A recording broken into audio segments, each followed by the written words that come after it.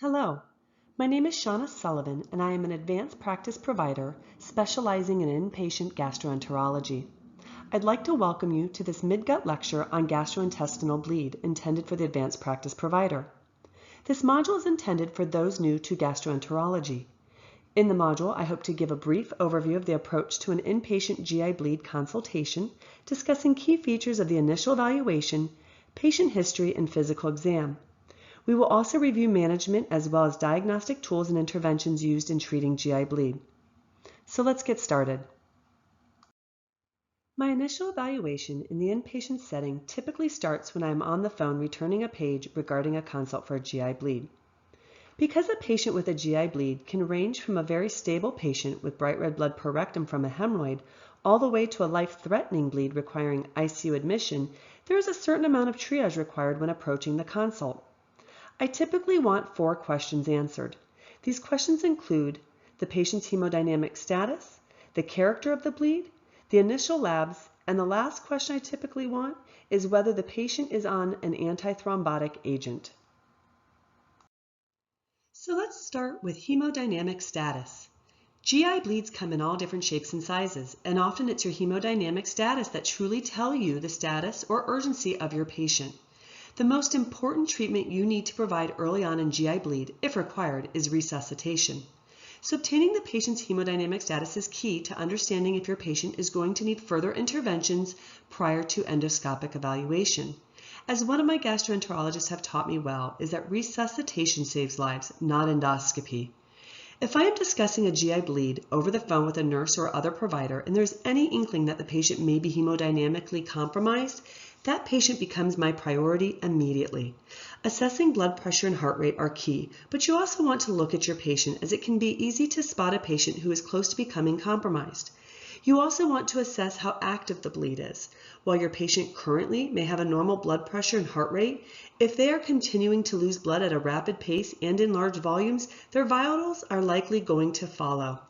By assessing these 3 things, you will be able to determine whether your patient needs resuscitation, and remember that this is an ongoing process and vitals should be monitored frequently. The key components of resuscitation in a GI bleed include having 2 large bore IVs, which sounds basic and simple enough, but I've seen this overlooked. You want to provide IV fluids and keep the patient NPO. Patients should be type and crossed, and packed RBCs, fresh frozen plasma, and platelets should be available and given based on the hemoglobin, platelet count, and INR. If your patient is requiring resuscitation, then you should be considering an ICU admission if not already done. And lastly, the patient needs to be monitored for airway compromise and intubated should this scenario play out. Once you've established the stability of your patient, you now want to start to develop your differential diagnosis. Usually we start by determining if a GI bleed is upper or lower. This is where you want to know all the details regarding color, volume, and frequency of the GI bleed. You want to know how the bleed presented and under what circumstances. While most of us are familiar with these terms, let's quickly review how GI bleed can present and some pearls in determining its etiology. Hematemesis refers to vomiting bright red blood. It is always from an upper GI source and can be from esophageal varices, esophagitis, peptic ulcer disease, and even malignancy.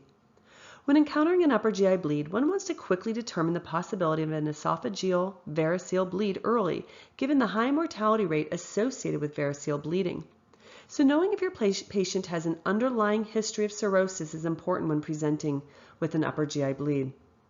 Coffee ground emesis looks just like it sounds, like coffee grounds, and is typically indicative of old blood and can be seen in slow upper GI bleeds or in stasis conditions such as ileus, constipation, and infection.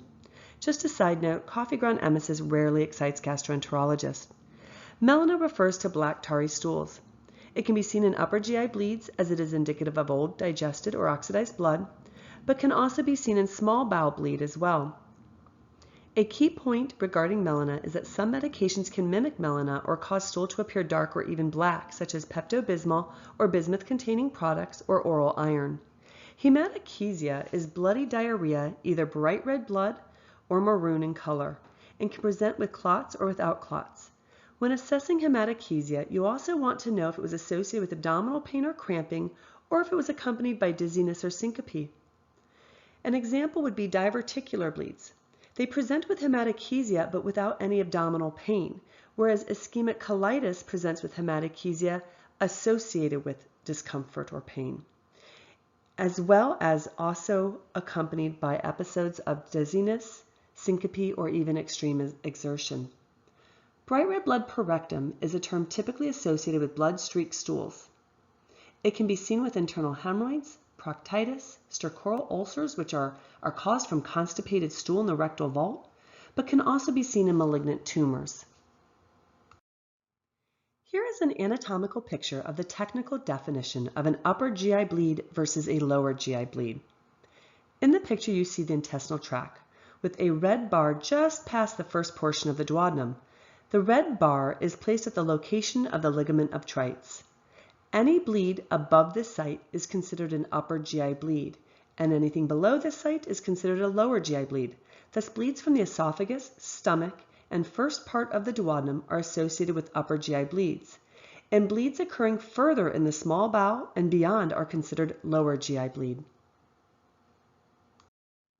Here is a more detailed list of possible causes of upper GI bleeds, separated by their anatomical location.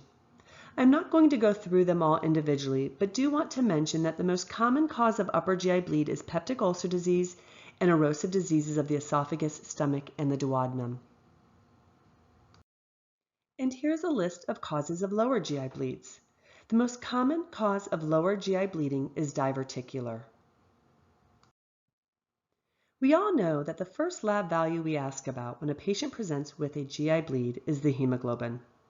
This helps us determine if the patient has associated anemia with their GI bleed and whether or not the patient will require blood transfusion. It is also important to look at the hemoglobin over time to assess chronicity, so I try to obtain the most recent CBC prior to the patient's bleed to put the hemoglobin in context. We also look at the MCV portion of the CBC to assist in determining the type of anemia. Iron deficiency anemia, which is associated with GI bleed, often present with a low MCV. We call this microcytic anemia. This also helps us determining the chronicity, as an acute bleed is not likely to affect your MCV just yet. An elevated MCV may assist in determining chronic alcohol use. It is often elevated in this population.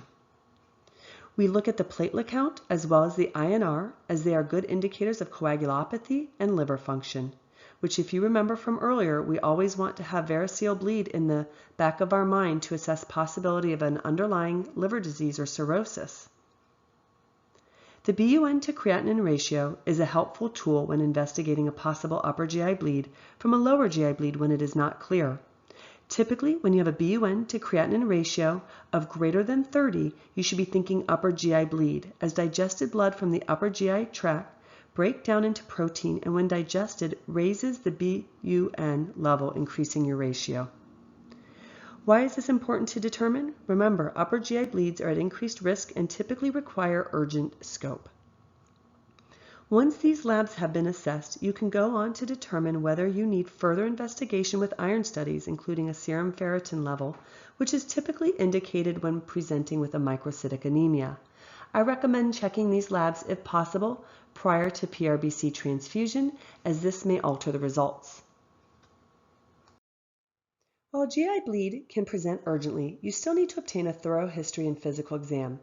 The absolute 3 questions I do not leave a room without knowing are whether or not the patient has had a previous GI bleed, whether or not the patient has had previous endoscopy, and exactly what medications the patient is taking over the counter and prescribed. It is important to know about previous GI bleed, as recurrence is common, and you might save yourself a lot of time if knowing the patient presented at a different hospital, say 2 months prior, with a bleeding peptic ulcer. Knowing the timing and results of a previous EGD or colonoscopy is also very important when developing your differential diagnosis and establish your plan. For example, if a patient presents with bright red blood per rectum and you know the patient underwent an EGD and colonoscopy with a good bowel prep 6 months prior, and that scope demonstrated hemorrhoids and diverticulosis, you are less likely to be concerned about an underlying malignancy or ulcerative colitis, and you likely do not need to repeat endoscopy pending on the clinical scenario. Another example is of a patient who presents with hematochezia and after further questioning, you realize they recently underwent colonoscopy with a large polypectomy. It is also important to know if your patient has a previous history of H. pylori and whether or not they were successfully treated, as H. pylori is associated with peptic ulcer disease and GI malignancy. Medication history, especially regarding NSAID use, is important. I will typically list out every NSAID name I can think of, brand and trade name, to the patient to try to spark their memory, or you can simply ask if the patient is taking anything for pain or to help them sleep, as this will also jog their memory. In addition to NSAID use, you need to know if the patient is on antithrombotic agents, and we will discuss this further in another slide. Now, after I get my 3 big questions answered, I want to hear the story of how the symptoms presented. It is often the story alone that will give you the diagnosis. I also ask about other sources of bleeding, such as epistaxis, swallowed oral blood, and vaginal bleeding. You would be surprised how often this is missed. On physical exam, be sure to look in the mouth, looking for any signs of blood. Complete a thorough abdominal exam, assessing for pain. Look at the skin, front and back, making sure you are not missing any large hematomas, and always perform a rectal exam. Let's take a moment to talk about antithrombotic therapy in a patient with a GI bleed. One's initial response may be to stop therapy, and in some cases this may be completely appropriate, especially in a life-threatening bleed. However, we need to consider a few things before we just automatically stop antithrombotic medications, and remember that this is not a decision that we make alone. The good news is that we typically have time to figure this out, as the medications are oral and given daily or BID, unless their GI bleed started while hospitalized on a heparin drip, or if they're receiving subcutaneous therapy. The first thing we need to know is what therapy are they on? What is the dose, and when was the last dose taken? Second, we need to know why they are on the therapy. What is the indication? Is it for atrial fibrillation, a recent coronary stent, mitral valve replacement, or has the patient had a DVT or pulmonary emboli? The indication of the medication and their thrombotic history are the most important features when determining a patient's thrombotic risk. Remember, we can typically stabilize a patient and give blood for GI bleed. However, increasing a patient's risk of stroke or occlusion of a coronary stent by stopping their therapy is not acceptable. So now we need to determine whether or not we need to hold therapy and/or reverse therapy. These decisions are made in collaboration with the prescribing provider, whether that is the cardiologist, neurologist, or hematologist, as well as with the attending gastroenterologist. Typically, reversal of therapy, if available, is reserved for life-threatening bleeds. Often, in our practice, we hold the antithrombotic on admission pending endoscopic evaluation with the permission of the prescribing provider. Now let's take a moment to discuss management. As we mentioned earlier, resuscitation is the first intervention in GI bleed if needed.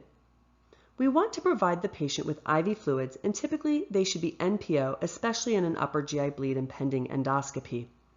Transfusion with packed red blood cells should be available if needed and is typically done if the hemoglobin is less than 7 grams per deciliter.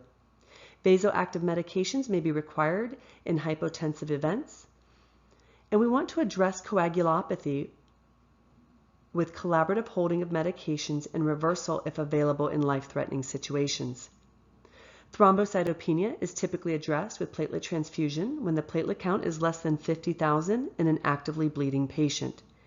And in a suspected upper GI bleed, it is recommended to start acid-suppressing agents with a proton pump inhibitor, and this is typically provided in a bolus, followed by an IV drip. However, new data has demonstrated that IV BID dosing is comparative. When in doubt between upper versus lower GI bleed, you can start a PPI until further investigation rules out an upper GI source. Lastly, endoscopy with either EGD or colonoscopy, as not only is a diagnostic tool to detect source of the bleed, but can also provide therapy to stop the bleed.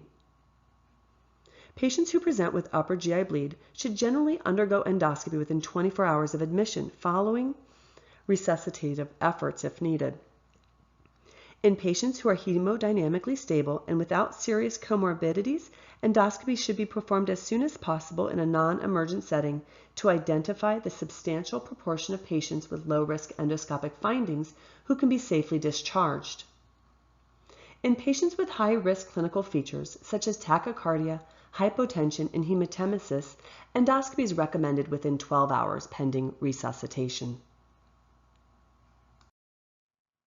Now I'd like to take a moment to discuss the management of variceal bleed, as it is quite similar to the management of any GI bleed with a few caveats. Just like any other bleed, resuscitation is key, and even more so in the variceal bleed patient, as these patients are often hemodynamically unstable. However, close attention is paid not to over-resuscitate them with fluids and transfusions, as it can complicate and worsen their varices. Early endoscopy is key to abating the bleed with variceal banding, as well as other techniques.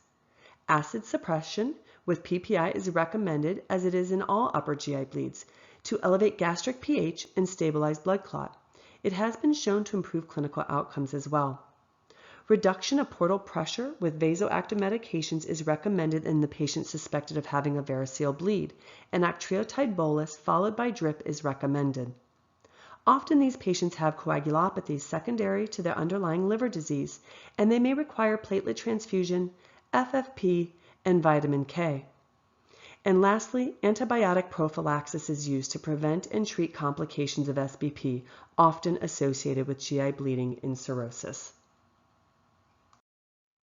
Let us now take a moment to review diagnostic and interventions in the setting of a GI bleed.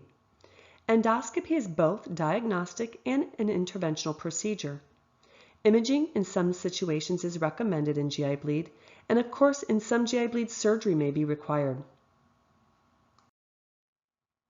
So let's start with endoscopy. Our modalities include EGD, colonoscopy, small bowel capsule endoscopy, and push enteroscopy. EGD, or esophago-gastroduodenoscopy, is used to investigate bleeding from an upper GI source, and often clipping, injection, and cautery can be applied to stabilize bleeding.